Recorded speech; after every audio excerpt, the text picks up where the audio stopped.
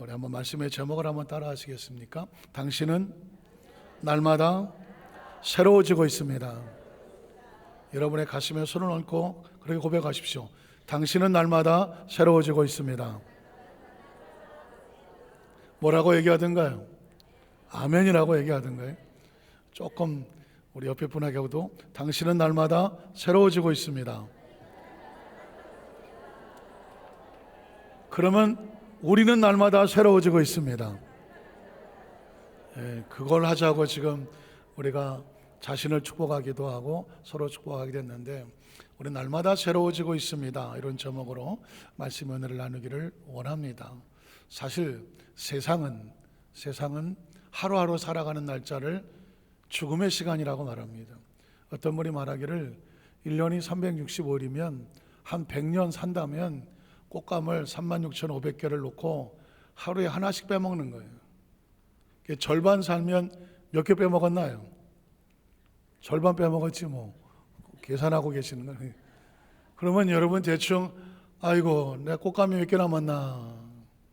우리 중고등부 학생들이 함께 참석했는데 저 친구들은 3만 개 이상 남은 것 같고, 아이고 내가 올해 나이가 80인가 90인가 몇 개 남았나 하겠죠. 그래서 인생의 삶을 살면 지나가는 시간이 생명의 시간이 아니라 죽음을 기다리는 시간 같아요. 철학자 켈커고는 인간은 태어나자마자 죽음으로 달려가는 병에 걸려 있다, 이렇게 표현합니다. 인생을 하루를 살아가면 하루만큼 시간이 없어졌다고 생각하기 때문에 날마다 죽어가는 것 같은 그런 느낌이 있단 말이죠. 그러나 하나님 안에 들어오면 차원이 달라집니다. 생각이 달라지고 방향이 달라집니다. 우리는 예수 그리스도 안에서 날마다 새로워지고 있습니다. 날마다 새로워지고 있습니다. 요한복음 3장 16절은 하나님이 세상을 이처럼 사랑하셔서 독생자 예수 그리스도를 우리에게 보내주셨는데, 목적이 뭐냐면 그를 믿는 자마다 뭐하지 아니하고 날마다 죽어가지 아니하고 무엇을 얻게 하려 하심이라? 영생을 얻게 하심이라. 영생이란 영원히 사는 것이거든요. 영원히 사는 사람은 날마다 죽지 않습니다. 날마다 새로워지는 것입니다. 날마다 새로워지고 또 날마다 새로워지는 것입니다. 예수님은 우리를 날마다 새롭게 하시려고 이 땅에 오신 줄로 믿습니다. 그러면 우리는 첫 번째로 우리는 어디서 새로워졌을까? 첫 번째는 허물과 죄로 죽었던 모습이 생명으로 날마다 새로워지고 있는 것입니다. 오늘 성경 에베소 2장 1절은 이렇게 시작합니다. 그는 허물과 죄로 죽었던, 그가 누굴까요?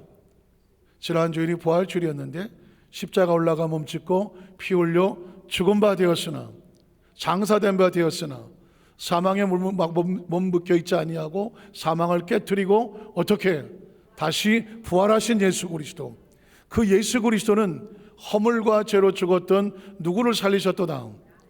우리를 살리고 너희를 살리고 모두를 살리고 나를 살렸다는 것입니다.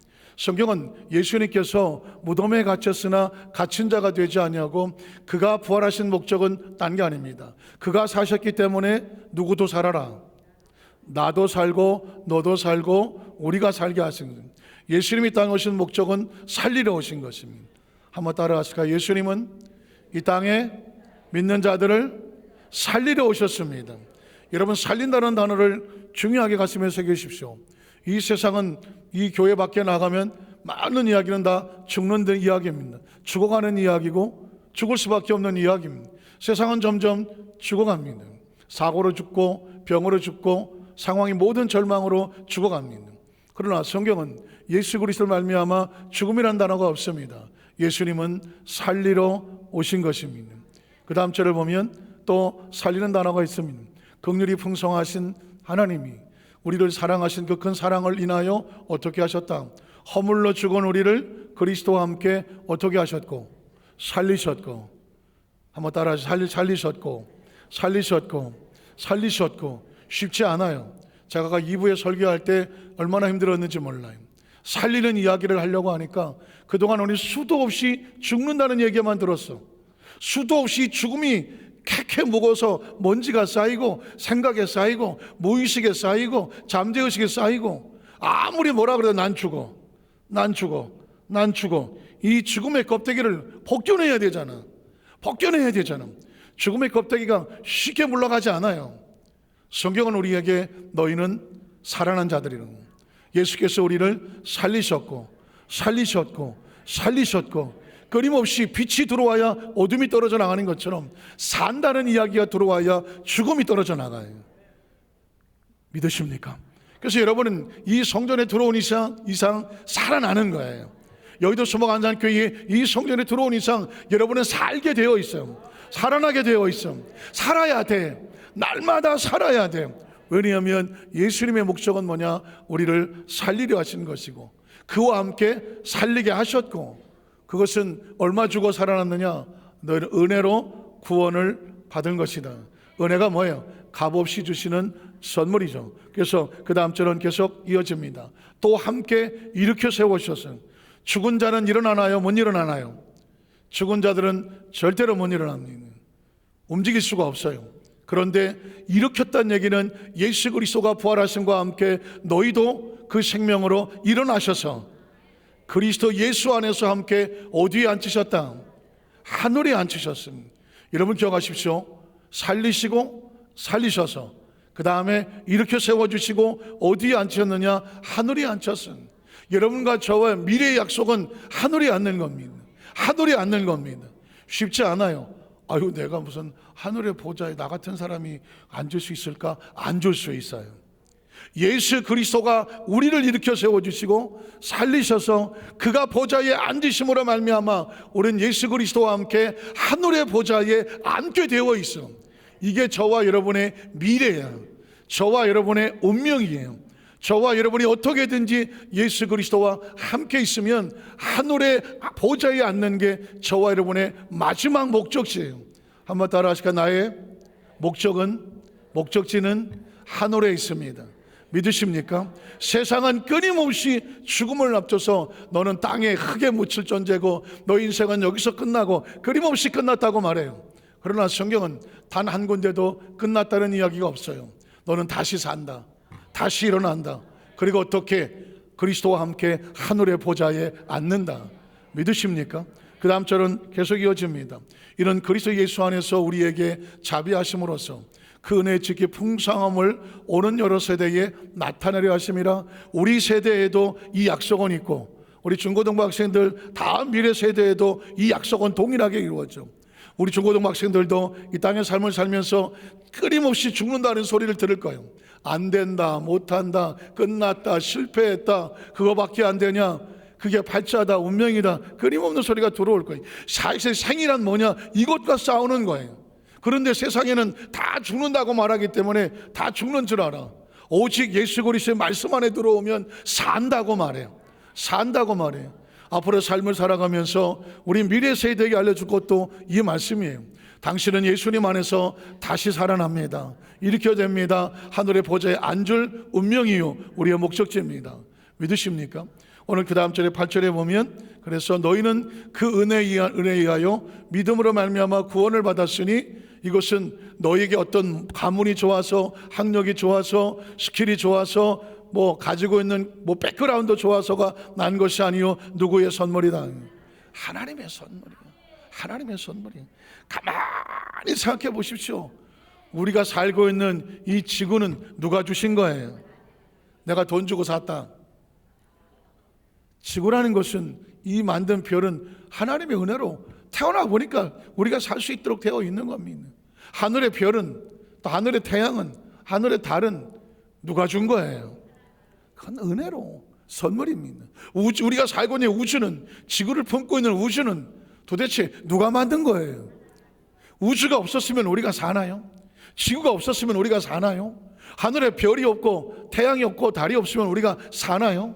공기가 없으면 사나요? 조금만 머리를 굴려보면 사는 건 은혜예요. 믿으십니까? 한번 따라 내가 살고 있는 것, 숨을 쉬는 건 모두 다 은혜입니다. 은혜예요.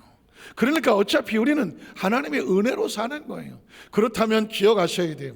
하나님의 은혜로 사는 사람은 철저하게 어떤 상황 속에서도 하나님의 마지막 예수의 승리의 말씀을 기억하셔야 돼요. 한번 따라 하시까? 내가 다 이루었다. 내가 다 이루었다. 성경은 안타깝게도 나는 다 끝났어 라고 하는 사람과 예수님이 다 이뤄놓은 것을 믿으며 사는 사람, 두 종류의 사람이 있습니다. 예수님이 십자가에 달리실 때 등 뒤에 보이는 저 십자가는 처음에 고통과 저주를 상징하는 겁니다. 예수님이 십자가에 달리실 때 많은 제자들은 다 도망갔습니다. 심지어 어떤 제자는 뻘개 벗고 도망갔습니다. 누구라고 말하지 않지만 마가복음에 기록되어 있습니다. 사람들은 말합니다. 요거 마가다. 마가라는 제자가 너무 놀라서 자다가 뻘거벗고 왜 잤는지 모르겠지만 이불을 뒤집어 쓰고 도망간 사람이 있다라고 말합니다. 차마 자기 이름은 말하지 못하고 그런 제자도 있었더라. 누구 같아요? 마가야. 베드로는 예수님의 수제자야. 주와 함께 죽고 싶을 정도로 수제자야. 그렇지만 그도 마지막에 예수님이 십자가 앞에서 모른다고 부인하고 배반하고 그리고 침을 뱉고 저주하고 도망쳐버렸어. 이 사람들이 왜 도망갈까요? 다 끝났으니까. 이제 더 이상 예수님을 따라다녀봤자 아무 소용이 없어. 인생은 어디서 절망합니까? 어디서 무너집니까? 다 끝났어. 다 끝났어. 한숨 쉬어본 적 있으세요? 눈물 흘려본 적 있으세요? 여러분이 믿었던, 철석같이 믿었던 것이 하루아침에 모래가 빠져나가는 좀 손에서 빠져나가고, 믿었던 사람에게 배신을 당하여 등에 칼을 맞기도 하고, 어느 날 갑자기 생각지 못한 질병이 찾아와서 의사가 말하기를 어려운데요. 혹시 그런 소리를 들어보셨습니까? 여러분이 의지했던 어떤 사업이 순식간에 무너져 내려갔고 빚덩이에 얹어 앉으면서 더 이상 내가 살 수 있을까?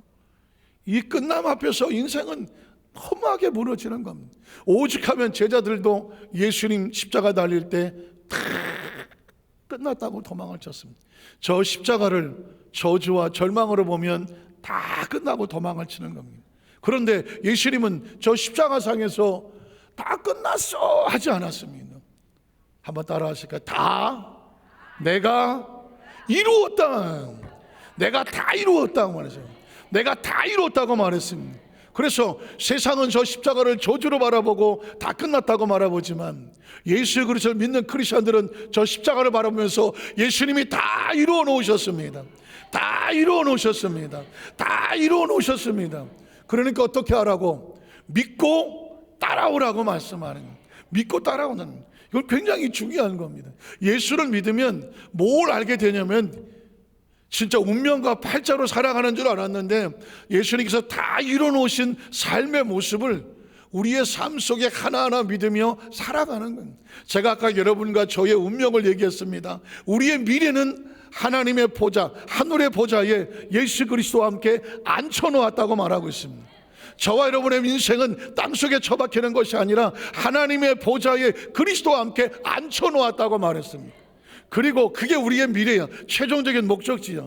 그리고 지금 우리는 거꾸로 돌아와서 지구에서 태어나서 살고 각자 나이에 따라서 지금 살고 있는 거예요. 우리가 볼 때는 과거만 보이고 현재가 불완전하고 미래는 전혀 보이지 않아. 그러나 이미 하나님의 관점에서 우리의 미래를 얘기했어. 너는 이미 하나님의 보좌에 예수 그리스도와 함께 앉힌 존재야. 그러면 거꾸로 보십시오.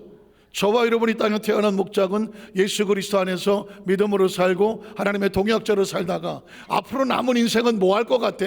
하나님의 일을 하다가 각자 모양대로 각자 수명대로 하나님의 일을 하다가 어디서 만난다? 하늘의 보좌에서 다 같이 만나게 되어 있어. 다 같이 만나게 되어 있어. 믿으십니까? 그러니까 우리는 이 소망을 가지면 죽어가는 것이 아니라 날마다 새로워져 가는 것이고, 무덤으로 가는 것이 아니라 하늘로 가는 것이고, 우리는 세상의 어떤 곳에서 이 땅에서 천년만년 살려는 것이 아니라 하나님의 보좌에 그 하나님과 함께 예수 그리스도와 함께 그곳에 있는 곳에 우리의 모습을 찾게 되는 것이죠. 그러므로 하나님의 하늘의 보좌라고 하는 것은 우리 원래 위치로 돌아가는 것입니다. 한번 따라하시고, 하늘의 보좌는 원래 위치로 돌아가는 것이다. 믿으십니까? 이 소망을 가진 사람은 날마다 새로운 거예요. 두 번째로 성경은 십자가로 하나님과 화목된 관계가 새로워지고 있다. 하나님과 관계가 날마다 새로워지고 있는 거예요. 아마 이 말씀을 제목을 딱 던지는 순간 나는 하나님과 얼마나 가까이 있나, 나는 자신한다. 하나님과 가장 가까이 있다. 붙어 있다. 그냥 손 들어 보시라고. 조금 가까이는 아니지만 중간 정도는 간다.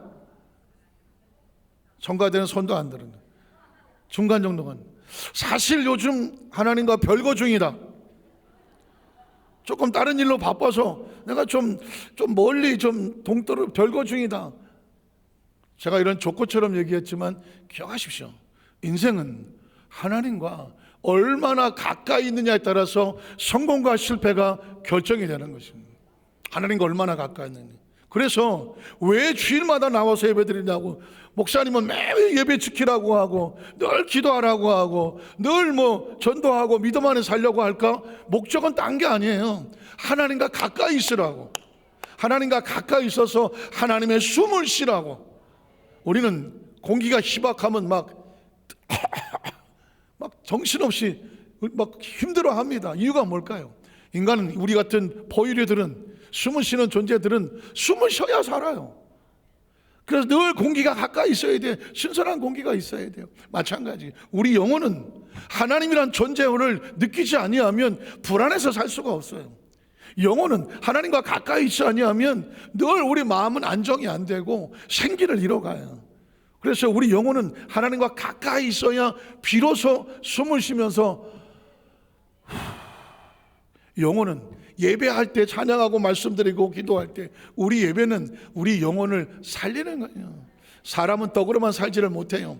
하나님에서 나오는 말씀으로 살고, 믿으십니까? 말씀이 양식이 되고 생기가 되고 공기가 되고 숨을 쉬게 만들어 주는 줄로 믿습니다. 때문에 하나님과의 관계가 얼마나 중요한지 성경은 11절 이하에 또 이렇게 말하고 있습니다. 그러므로 생각하라. 너희는 그때에 예수를 믿기 전에 육체로는 이방인이다. 유대인이 아니면 다 이방인이라고 말했어요. 유대인들은 지금도 이방인들을 개나 동물 취급하잖아요. 자, 그래서 우리가 예수를 믿기 전에는 유대인이 아니기 때문에 이방인이고, 손으로 육체 행한 할례를 받은 무리라 칭하는 자들로, 말이 어렵지만 유대인들로, 할례를 받지 않은 무리라 이방인이라고 칭함을 받았다는 것입니다. 자, 그 다음 절에 보면, 그때 너희는 그리스도 어디 있었어? 밖에 있었고, 그러니까 그리스도의 생명인데 우리가 예수를 믿기 전에는 그리스도 밖에 있었으니 숨도 쉬지 못하는 죽은 자와 같았고, 또 이스라엘 나라, 약속의 나라의 밖에 사람이었어. 예수를 믿지 않고 하나님의 말씀이 없는 죽은 자와 같았어. 그 다음 절에 보면 약속의 언약들, 하나님 말씀이에요. 말씀에 대해서는 외인이다. 말씀은 계약인데 하나님 말씀과 계약이 안 됐기 때문에 외인이요, 세상에 소망이 없고, 이 세상에 다라면 무슨 소망이 있겠어? 소망이 없고 모두 없었어. 예수를 믿지 않는데 하나님을 어떻게 알아요? 하나님도 없는 자였었어요. 자, 그런데 그 다음 절에 보면 이제는이 뭐예요? 예수를 믿고 하나님의 자녀가 되었습니다. 예수님을 구주로 믿으시면 아멘 하시기 바랍니다. 예수를 믿는다는 것, 믿지 않는 건 존재적으로 우리의 정체성이 달라져요. 신분이 달라지고요, 우리의 미래가 달라지고요, 과거 해석이 다르고 현재의 의미가 다르고 미래에 대한 꿈이 달라. 예수를 믿는다는 건 종교를 갖는 게 아니에요. 예수를 믿는다는 건 절이나 가볼까, 교회나 가볼까, 이런 어떤 종교의 선택이 아니에요. 예수를 믿는다는 건 존재적으로 내가 누구인지, 내가 어디서 왔는지, 무엇 때문에 사는지, 내가 삶의 가치가 뭔지, 방향이 뭔지, 목적이 뭔지, 내가 도대체 왜 사는지, 나의 미래는 어떻게 되는지, 인간의 존재적인 의미를 가르쳐주고 선포하는 것은 하나님의 말씀밖에 없으며, 말씀을 펴는 키가 예수 그리스도예요. 예수를 믿지 않고는 성경이 열리지를 않아요. 예수를 믿지 않고는 하나님을 알 수도 없어요. 예수를 믿지 않고는 우리가 어디서 왔는지를 몰라요. 예수를 믿지 않고는 내가 누구인지를 몰라요. 예수를 믿지 않고는 나의 미래가 어떻게 될지 길이 없어요. 그래서 예수 그리스도 안에 들어오면 이제는 너희가 멀리 있던 너희가 그리스도 예수 안에서 그리스도의 피로 말미암아 가까워졌고, 또 그 다음 절에 보면 그런 우리의 화평이신지라. 하나님과 우리 사이에 죄의 담이 있었는데 그 담을 무너뜨리고 하나를 만들어 주셨고, 원수된 것이 뭐예요? 하나님과 우리 사이에 그 모든 걸 가로막으려고 몸부림을 치는 모든 방해자, 중간에 막힌 담을 예수님이 십자가 올라가 몸짓고 피 흘려 죽으심으로 말미암아 다 허물어 주셨고, 또 법조문으로 된 계명의 율법을 폐하시니 율법으로 말미암아 내가 죄를 지었으니 너는 죄인이다 했던 것을 다 찢어버려 주셨고, 이것은 이 둘로 자기 안에서, 예수 그리스도 안에서 이젠 어떤 사람이 됐어요? 새 사람이 되었어. 새 사람이 되어서 하나님과 화평하게 만드셨고, 마지막 16절에 보면 십자가로 이 둘을 한 몸으로 하나님과 화목하게 하려 하심이라. 원수된 것을 십자가로 뭐 하시고? 소멸하시고. 기억하십시오. 하나님과 우리 사이에 화목되려고 하는데 가로막는 게 꼭 있어. 그게 뭘까요? 원수라는 거예요. 제가 아까 여러분들에게 이렇게 말씀했습니다. 여러분이 열리를 제쳐놓고 하나님의 날에, 하나님의 시간에, 하나님의 성전에 나와서 이 자리에 앉아 계신 것만이라도 승리한 거다. 이겨놓은 거다. 축복 안에 들어온 것이다. 왜 그런지 아십니까? 이 원수된 것이 여기에 오지 않기 위해서 얼마나 가로막았는지 몰라. 그걸 이겨내고 이 자리에 오셨기 때문에 승리했다고 말하는 거예요. 앞으로 삶을 살아가면서도 마찬가지입니다. 원수는 밖에 있지 않아요. 우리 안에 끊임없이 부정적이고 절망이고 좌절과 낭망을 주는 이 모든 생각들을 이겨내야 여러분이 하나님과 가까워질 수 있는 것입니다. 예를 들면 탕자 이야기를 보십시오. 누가복음 15장에 탕자가 나오는데, 탕자가 왜 탕자가 되었을까요? 원래 탕씨는 아니요. 탕후루 탕씨가 아니에요. 탕자는 왜 탕자가 됐을까요? 어느 날 마음속에 이 형도 있고 아버지도 있고 있는데 나 참 잔소리 때문에 못 살겠어. 나는 나 혼자 나가서 내가 독립해서 내 마음대로 정말 쓸 거 쓰고 내 마음대로 살면 난 행복할 것 같아. 아마 이런 마음을 품었을 거예요. 잘 보십시오. 사람은요, 어떤 마음을 품느냐에 따라서 그 마음을 품은 것들이 달라붙게 되어 있어요. 지금 제가 여러분의 미래를 예언할 수가 있어요. 여러분의 미래를 어떻게 예언하느냐? 지금 여러분의 마음에 어떤 생각을 갖고 계세요? 그 생각, 아니 지금 어떤 감정이 어떠세요? 지금 그 감정과 기분과 마음을 저에게 얘기해 주시면 여러분의 미래를 예측하는 건 아주 쉬워요. 난 어떤 사람이 미워 죽겠어요 지금. 그래서 기분이 나빠요. 아주 기분이 더러워요. 그러면 조만간에 미운 사람이 나타나요. 아주 더럽게 돼요. 왜냐하면 잘 들어보세요. 내가 미움을 가지면 나를 미워하는 사람이 생겨요. 미운 사람은 미운 사람끼리 만나게 되어 있어요. 그리고 내가 기분이 안 좋고 더럽고 막 이런 생각을 가지면 이 부정적인 것을 끌어당기게 되어 있어요. 그래서 여러분의 마음에 어떤 생각을 갖느냐, 어떤 기분을 갖느냐, 이건 굉장히 중요해요. 그래서 어떤 사람들은 이렇게 말해요. 내 인생의 환경은 누가 만들어주는 게 아니다. 내 스스로 만드는 거다. 내 마음이 기쁨을 가지고 있으면 기쁨을 가진 사람이 만나게 돼요. 기쁜 일이 생기게 돼요. 내가 감사하면 감사할 일이 생기게 돼요. 내가 기도의 마음을 가지고 있으면 기도의 동역자들을 만나게 돼요. 그래서 예수님께서 항상 기뻐하라는 이유가 딴 게 아니에요. 괜히 쓸데없이 기쁘다 하라는 게 아니에요. 너희 안에 기쁨을 채우면 기쁨이 찾아온다는 것입니다. 너희 안에 기도의 마음을 품으면 기도의 동역자들을 함께 만나게 됩니다. 너희가 감사의 마음을 가지면 여러분이 어떤 책을 읽든지 어떤 강의를 듣든지 인생의 가장 최고의 성공의 법칙에 한 단어를 꼽으라 그러면 감사예요. 감사를 품으면 그냥 감사할 일이 생겨요. 그런데 막 원망과 불평과 이런 걸 품고 있으면 원망할 일이 그냥 무더기로 몰려와. 탕자가 마음속에 나는 아버지를 떠나 나 혼자 독립하고 싶어, 이 마음을 품었더니 그런 마음을 품은 친구들이 몰려와서 그리고 말해, 야 힘들지 않냐? 맨날 잔소리 듣고 우리가 저 딴 데 타국에 가면 우리끼리 말이야 얼마든지 재밌게 살 수 있어. 탕자의 마음을 부대끼는 겁니다. 그래. 그래서 그 친구들과 함께 아버지에게 유산 달라고 그래갖고 먼 곳을 떠버립니다. 우리는 잘못 생각하면 탕자가 친구를 잘못 만난 줄 알았어. 아닙니다. 탕자는 친구를 잘못 만나기 전에 이미 스스로 그런 마음과 생각을 품었어. 그런 마음과 생각을 품으면 이 사람의 미래는 그렇게 끌려가게 되어 있어. 다만 그 친구들을 데리고 따라서 타국에 갔어. 거기서 뭐 잘 먹고 잘 사는 것 같았어. 그러나 아버지를 떠난 것만큼 얼마 안 있어 큰 난관을 벌치게 돼. 기근이 찾아와. 그러나 그렇게 몰려온 사람들은 다 돈 떨어지면 다 떠나버리고 나는 탕자는 이제 털털 거지가 됐어. 그래서 돼지치는 돼지치기로 전락해. 목구멍이 포도청이라 먹고는 살아야 돼. 거기서 하루 종일 매일 돼지와 싸우고 돼지 열매를 먹고자 하나 돼지도 안 줘. 돼지는 절대 자기 먹이를 빼앗기지 않는. 그래서 이때 여러분 이 탕자가 어떻게 돌아옵니까? 마음을 먹었어요. 뭐라고 마음 먹습니까? 한번 따라 하시고 아버지께로 돌아가자. 아버지께로 돌아가자. 처음에 먹을 때는 아버지를 떠나자였었습니다. 그러면 잘 될 줄을 알았습니다. 그러나 그래서 아버지를 떠났습니다. 모든 것을 잃었습니다. 이제 아버지께로 돌아가자. 이거 쉬웠을까요? 절대 쉽지 않아요. 마음속에 아마 이랬을 거예요. 아버지께로 돌아갈까? 그랬더니 그 마음에 뭐라고 말해? 야, 네가 아버지한테 한 짓을 생각해봐. 네가 임마 사람으로 태어나갖고 너 아버지 가슴에 대못을 맞고 왔잖아. 아버지 안 돌아가셨는데 유산 달라고 그러고 그게 사람이 할 짓이냐? 넌 아주 나쁜 놈이야 임마. 너 그 재산 다 어째서? 너 펑청멍청 다 써버렸잖아. 집안 망신 다 시켰잖아. 이제 돼지치기 이 초라한 꼴로 해갖고 아버지께로 가면 아버지가 받아줄 것 같아, 안 받아줄 것 같아? 어림도 없어. 안 받아줘. 이런 마음을 가지면 이 탕자는 아버지를 찾아갈까요? 못 찾아갈까요? 못 찾아가요.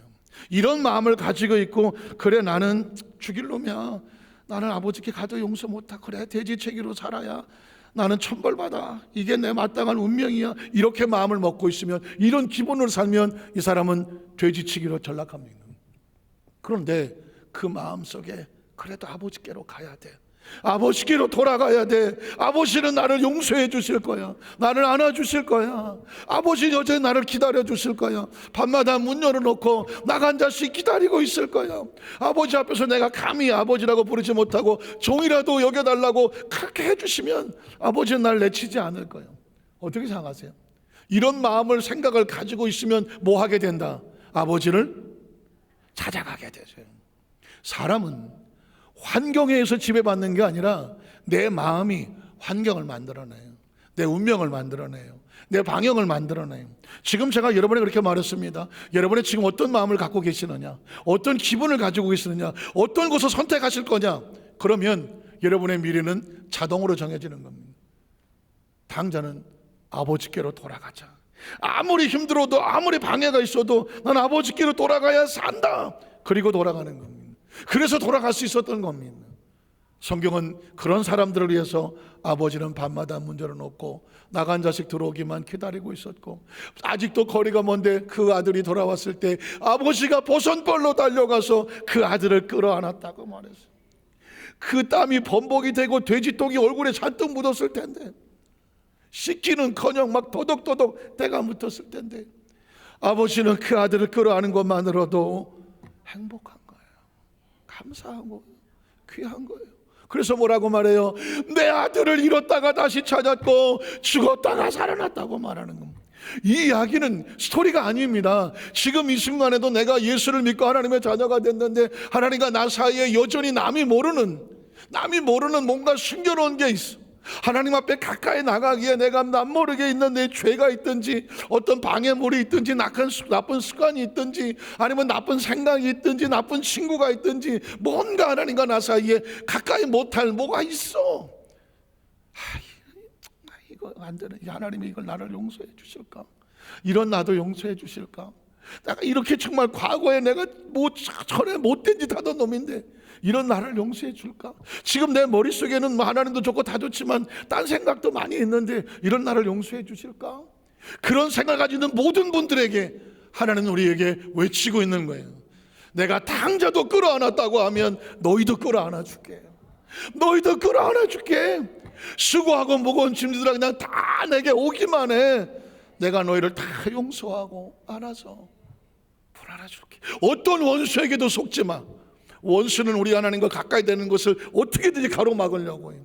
어떻게든지 가로막으려고 해요. 야, 적당히 해. 그냥 좋은 게 좋은 거지 뭐. 교회도 다니고 교회 가서 뭐 예배도 드려. 그치만 인생 뭐 있어.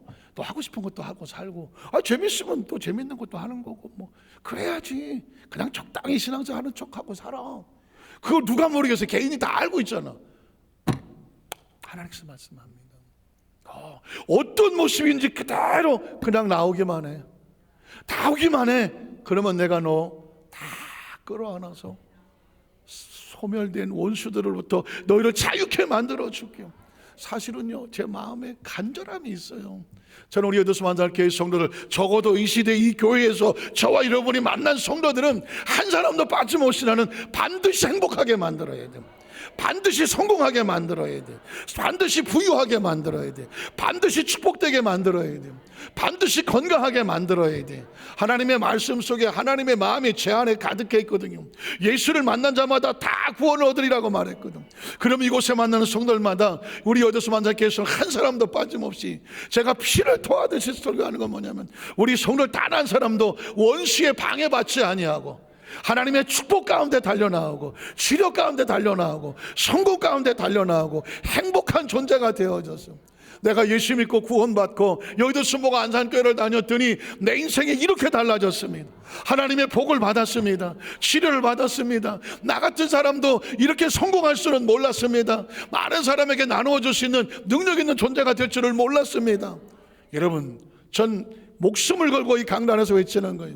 이 교회에 나와서 있는 성도들에게 신앙생활하는 정도로 끝나지 말아라. 하나님께서 두 손 벌려 기도하고 있는 사랑하는 내 아들 딸들, 난 너희가 영원히 잘 되기를 원해.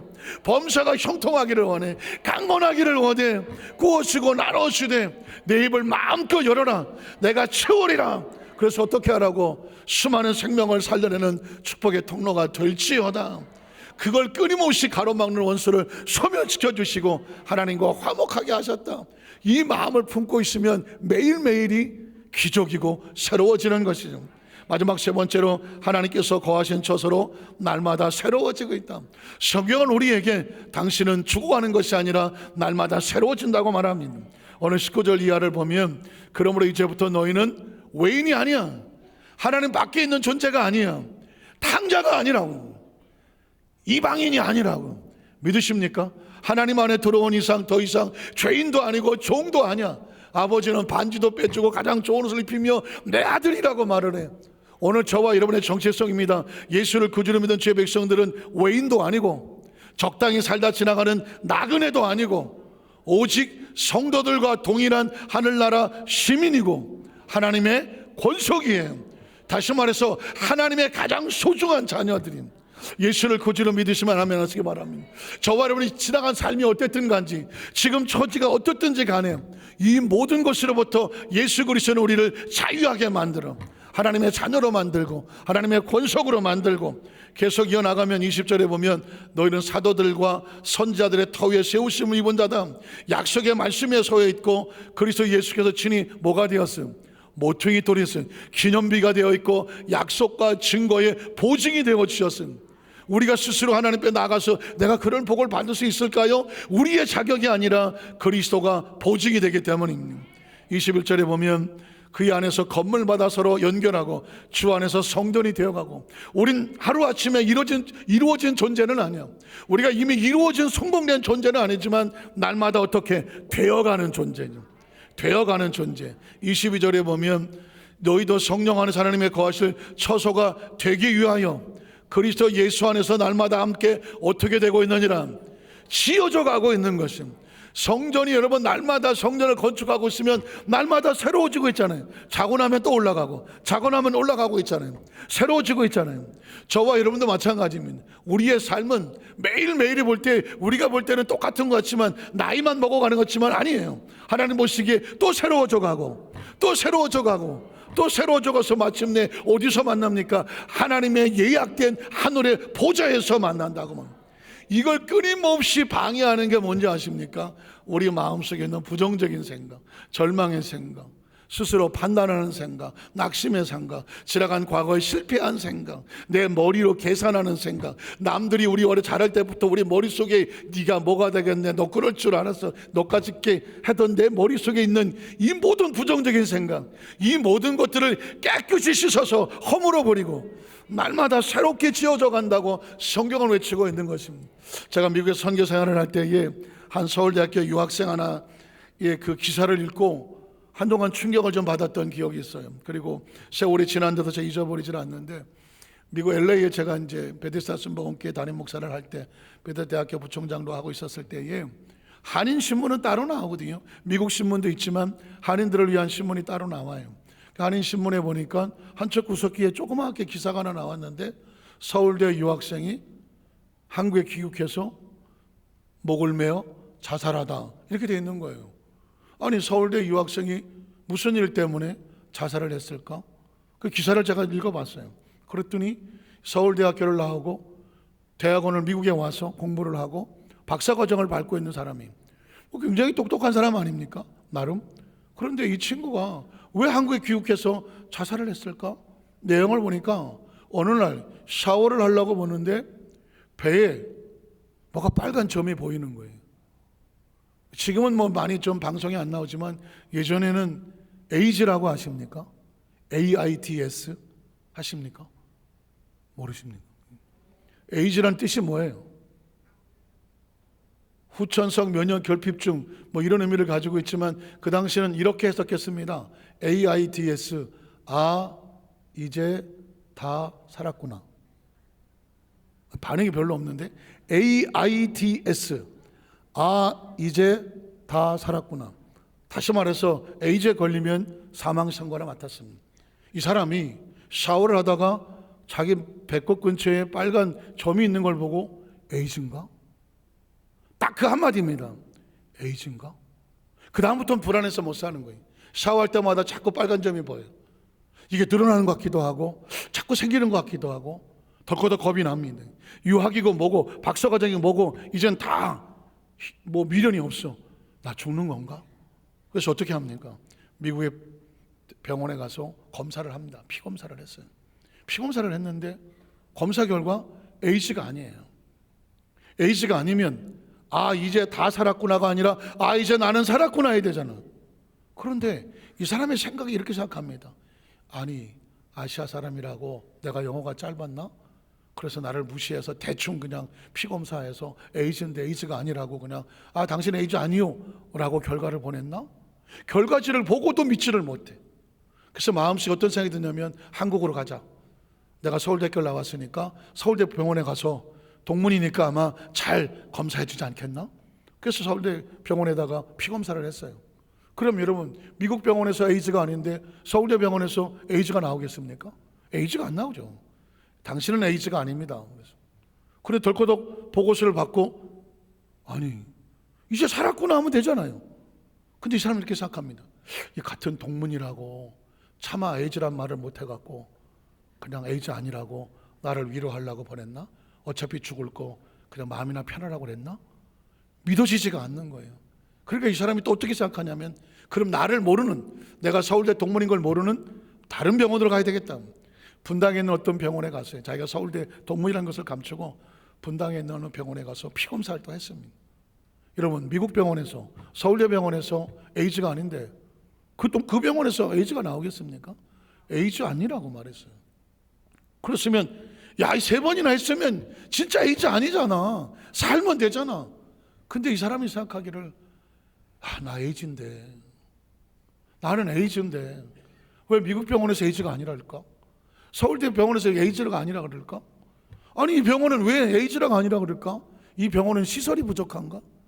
사람이 자기 마음속에 이렇게 마음을 먹으면요, 자기가 믿으면 자기 믿은 대로 되는 거예요. 그래갖고 병원마다 에이즈가 아니라는데 난 에이즈야. 그래갖고 집에 들어가 자기 방에 들어가서 나오질 않습니다. 그 부모들이 난리가 났죠. 그러다 보니까 우울증이 오고 정신착락증이 옵니다. 나 에이즈야, 에이즈 아니라니까. 왜 안 믿어줘? 그래갖고는 정신병원에 들어놨어요. 정신병원에 가서 정신과 치료를 받으면 뭐 아시겠지만 정신과 치료는 대부분 정신을 몽롱하게 만드는 겁니다. 판단력을 상실시키는 거거든요. 그래서 좀 나은 것 같아서 다시 갖다 놓으면 또 에이즈, 또 들어갔다 나오다가 나중에는 완전히 막 정신병자가 됐어요. 나중에 어느 날 보니까 그 정신병이 돌아온 상태에서 화장실에서 샤워하는 거 꺼내다가 목을 걸고 자살을 했어요. 저는 굉장히 충격을 받았습니다. 그 당시 도대체 이 유학생을 죽인 게 뭘까? 뭐가 죽였습니까? 생각이 있네요. 난 에이즈인데 이 생각 하나가 잘못 들어와서 결국은 그 앞날이 창창한 젊은 청년이 스스로 목숨을 걸었어요. 인생의 문제는 외부에 있지 않아요. 인생의 문제는 내 안에 있어요. 그래서 제가 여러분에게 묻는 겁니다. 여러분이 가지고 있는 생각, 여러분이 가지고 있는 믿음, 도대체 무엇을 마음속에 생각하고 있습니까? 이 문제는 남들은 모르지만 내 운명의 미래를 결정하는 겁니다. 사실은 저도 샤워하다가 신체의 비밀인데 나도 배꼽 옆에 빨간 점이 하나 있다. 마침 때마침. 그래서 샤워할 때마다 신경이 쓰이는 거예요. 이 빨간 점인데, 아니 그 친구도 에이즈라고 그랬는데 에이즈인가? 아니 에이즈를 하려면 뭘 해야 에이즈가 나올 거 아니에요. 아무것도 안 하는데 뭔 에이즈가 나오겠어. 그래서 한 일주일은 신경이 쓰이더라고 정말. 그런데 보니까 그대로 있어. 그럼 에이즈인가 에이즈 아닌가요? 아니잖아. 저는 아니네 그리고 나왔어. 근데 그 친구는 나는 에이즈네 그리고 그냥 지가 죽었어. 나도 배꼽 옆에 빨간 점이 있다. 여러분 기억하십시오. 배꼽이 문제가 아니에요. 배꼽이 문제가 아니라 배꼽 옆에 점이 문제가 아니에요. 생각이 문제예요. 생각이 문제예요. 오늘 저와 여러분에게 성경은 왜 예수님께서 너희를 살리셨고 일으키셨고 하늘 보좌에 앉히셨고 왜 이런 성경의 말씀을 끊임없이 선포하시나, 처절하게 선포하시나. 이따가 성만찬 할 때 보면 요한복음 6장에 보면 예수님께서 아버지로 인하여 내가 사는 것처럼 너희도 나로 인하여 살렸고 나를 먹는 자마다 마시면 너희는 살리라. 성경은 왜 자꾸 우리에게 살리라는 얘기를 끊임없이 반복하고 계실까? 이유는 단 하나. 세상에 갖다 놓으면 우리는 날마다 너는 큰일 났어, 네 발자가 그렇고 네 운명이 그렇고 너는 이래서 죽고 이래서 망하고 이래서 안 되고 저래서 안 되고 자라면서 지금까지 우리 머릿속에 끊임없이 안 된다는 소리만 집어넣었어. 그걸 끄집어내서 벗겨내갖고 살리려고 하니까 성경은 펼치면 창세부터 계시록까지 너는 다시 산다, 다시 일어날 수 있다, 다시 회복할 수 있다, 너는 새로운 존재다, 새로운 신분이다, 내가 너를 다시 살게 하리라. 성경은 살리는 책이에요. 말씀을 정리하기를 원합니다. 얼마 전에 저희 집사람하고 대화를 하다가 예약이라는 단어로 대화를 나눴는데, 사실 저희 교회가 지금 6월 첫째 주에 중국 선교를 향한 비전을 가지고 선교 방문을 하게 되어 있고요. 7월 둘째 주에는 미래세대와 함께 캄보디아 선교를 가게 되어 있어요. 지금부터 비행기를 예약을 해야 돼요. 왜냐하면 하루가 달라요, 비행기 값이.